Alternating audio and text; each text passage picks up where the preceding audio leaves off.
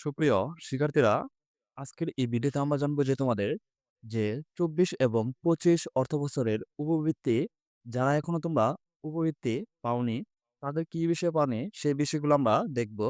যে তোমাদের 19 তারিখ থেকে ষষ্ঠ থেকে সকল শ্রেণীর উপবৃত্তি কার্যক্রম শুরু হয়েছে।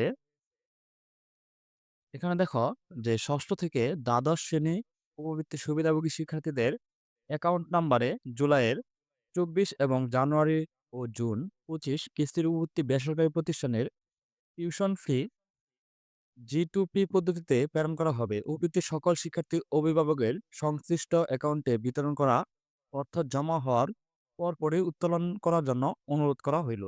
তোমাদের এই যে 19 তারিখ 6 মাস 2025 তারিখে শুরু হবে। এখন দেখো 19 তারিখ থেকে তোমাদের উপবৃত্তি দেওয়া শুরু হয়েছে। এখনো যারা তোমরা উপবৃত্তি পাওনি, তোমরা কেন পাওনি সেই বিষয়গুলো আমরা জানবো। তোমরা আমাদের সকল নোটিশ পেতে, শিক্ষণীয় সকল নোটিশ পেতে আমাদের চ্যানেলটি সাবস্ক্রাইব করে পাশেই থাকবে। তোমরা যারা এখনো উপবৃত্তি পাওনি, তোমাদের ষষ্ঠ থেকে দ্বাদশ শ্রেণী পর্যন্ত তোমরা যারা তোমাদের আগে বিকাশ নাম্বার দেওয়া ছিল তাদের উপবৃত্তিটা বন্ধ দেওয়া আছে। কারণ কেন?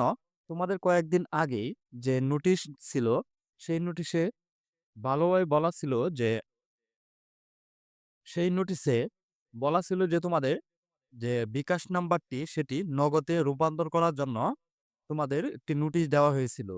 সেই নোটিশে যারা রূপান্তর করেছ তাদের কিন্তু উপবৃত্তি চলে আসছে। আর এখনো যারা তোমরা বিকাশে বিকাশ নাম্বারই দেওয়া আছে তাদের উপবৃত্তিটা আপাতত স্থগিত আছে। তোমাদের পরবর্তীতে যে একটি তারিখ দেওয়া হবে সেই তারিখে তোমরা আবার ঠিক করবে বিকাশ নাম্বারটি নগদে রূপান্তর করার পর তোমাদের উপবৃত্তি আবার দেওয়া হবে। এখনো তোমাদের এই নোটিশটা এখনো দেওয়া হয় নাই। তোমাদের উপবৃত্তি কার্যক্রম শেষ হলে তারপর তোমাদের এখানে দেখো এই নোটিশটা দেখো, প্রধানমন্ত্রী শিক্ষা সহায়তায় ট্রাস্টের আওতায় এনআইডি দ্বারা ভ্যালিডেশন না হওয়া শিক্ষার্থীদের উপবৃত্তি ও টিউশন ফি স্থগিত সংক্রান্ত। যাদের বিকাশ নাম্বার দেওয়া ছিল তাদেরটা স্থগিত আছে, যাদেরটা নগদ তারা টাকা পাইতেছে। এখন তোমাদের যে কোনো মন্তব্য করতে পারো কমেন্ট করেই। তোমরা কার কি সমস্যা তোমরা কমেন্ট করো, আমরা সাথে সাথেই রিপ্লাই দেওয়ার চেষ্টা করবো ইনশাল্লাহ।